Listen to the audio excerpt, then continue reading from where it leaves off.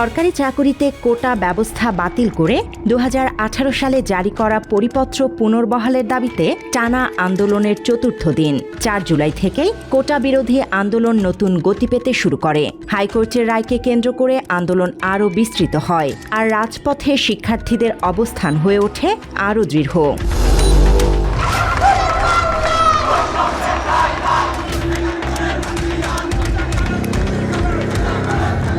৪ জুলাই সরকারি চাকুরির প্রথম ও দ্বিতীয় শ্রেণীতে মুক্তিযোদ্ধা সহ অন্যান্য কোটা বাতিলের সিদ্ধান্তকে অবৈধ ঘোষণা করে দেয়া হাইকোর্টের রায় বহাল রাখে আপিল বিভাগ। এর আগে ৫ জুন হাইকোর্ট ২০১৮ সালে সেই পরিপত্রকে অবৈধ ঘোষণা করেছিল। ফলে সরকারি চাকুরির নবম থেকে ১৩তম গ্রেডে ৩০% মুক্তিযোদ্ধা কোটা বহাল থাকে। মুক্তিযোদ্ধা সন্তান নাতিপুতিরা কেউ মেধাবী না, যত রাজাকারের বাচ্চারা নাতিপুতি হলো মেধাবী, তাই না? আপিল বিভাগের এই সিদ্ধান্তের পরপরই সামাজিক যোগাযোগ মাধ্যমে শুরু হয় ব্যাপক আলোচনা সমালোচনা। ক্ষোভ ছড়িয়ে পড়ে বিশ্ববিদ্যালয় ক্যাম্পাসগুলোতে। ঢাকা বিশ্ববিদ্যালয়কে কেন্দ্র করে নতুন করে গতি পায় আন্দোলন।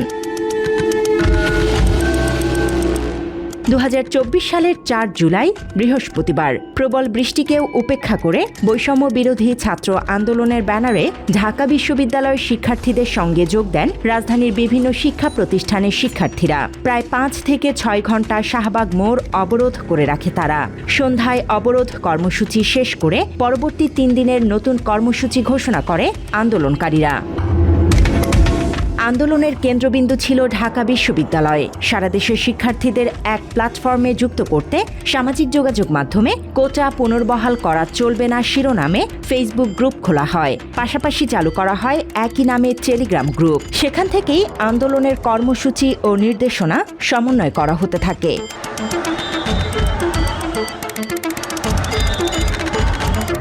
সিদ্ধান্ত আসতেছে ততক্ষণ পর্যন্ত শিক্ষার্থীরা তাদের আন্দোলন কন্টিনিউ করবে। এই দিন থেকেই আন্দোলনে সাধারণ শিক্ষার্থীদের অংশগ্রহণ দৃশ্যমানভাবে বাড়তে থাকে।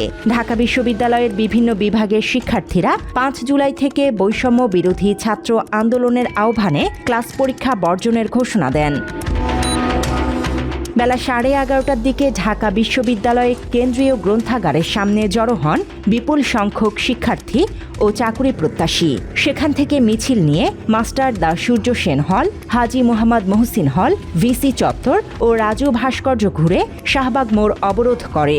সন্ধে ৬টা পর্যন্ত অবরোধ শেষে রাজু ভাস্কর্যে ফিরে ঘোষণা করা হয় পরবর্তী ৩ দিনের কর্মসূচি। মাত্র ৩০% টাকায় জমির মালিক হয়ে নতুন বাংলাদেশের গড়ে তোলার স্বপ্ন দেখা বাংলা বসতি।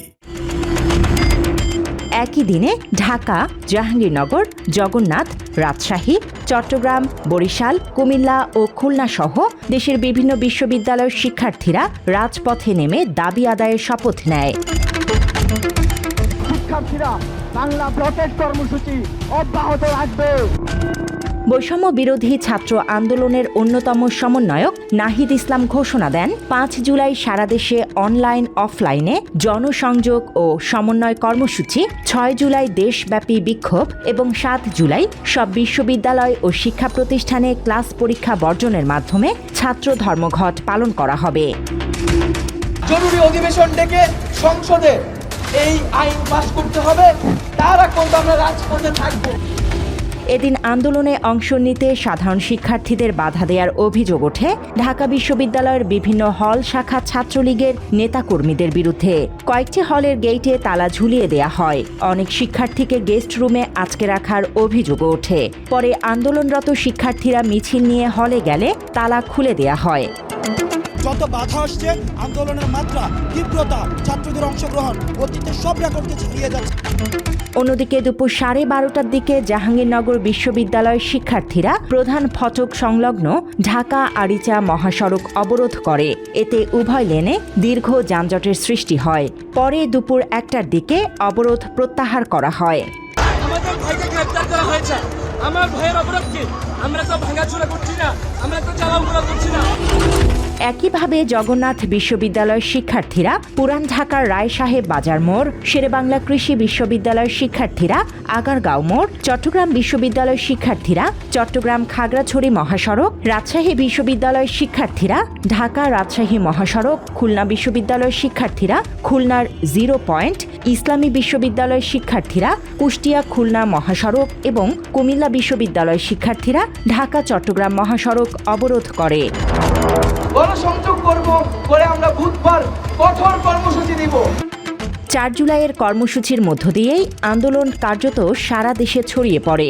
বৃষ্টি ভেজা সেই দিনে স্পষ্ট হয়ে ওঠে কোটা সংস্কারের দাবির আন্দোলন আর শুধু একটি বিশ্ববিদ্যালয়ের মধ্যে সীমাবদ্ধ নেই, এটি রূপ নিচ্ছে দেশব্যাপী সমন্বিত ছাত্র আন্দোলনে। আর সেই ধারাবাহিকতাই পরবর্তী দিনগুলোতে বাংলাদেশের সাম্প্রতিক ইতিহাসের এক গুরুত্বপূর্ণ অধ্যায়ের ভিত্তি তৈরি করে। তথ্যচিত্রে শাহরিয়ার ফাহিম, বাংলা এডিশন।